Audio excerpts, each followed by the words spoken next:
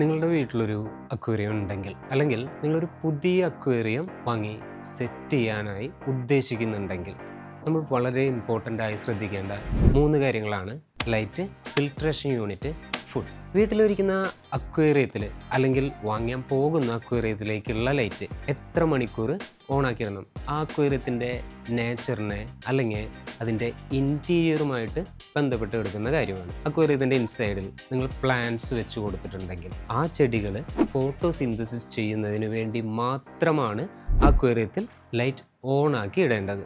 അല്ലെങ്കിൽ നമ്മൾ അവിടെ അക്വേറിയത്തിൻ്റെ ഫ്രണ്ടിൽ വന്നിരുന്ന് മത്സ്യങ്ങളെയും ആ അക്വാസ്കേപ്പും ഒക്കെ ആസ്വദിക്കുന്നതിന് വേണ്ടിയിട്ടാണ് ലൈറ്റ് ആവശ്യമായിട്ടുള്ളത്.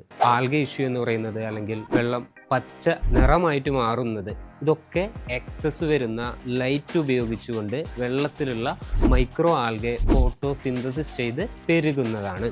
അപ്പോൾ ലൈറ്റ് മീനുകൾക്ക് വേണ്ടിയിട്ടല്ല, ചെടികൾക്ക് വേണ്ടിയിട്ടും നിങ്ങൾക്ക് അക്വേറിയം കണ്ട് ആസ്വദിക്കുന്നതിനും വേണ്ടി മാത്രമാണ്.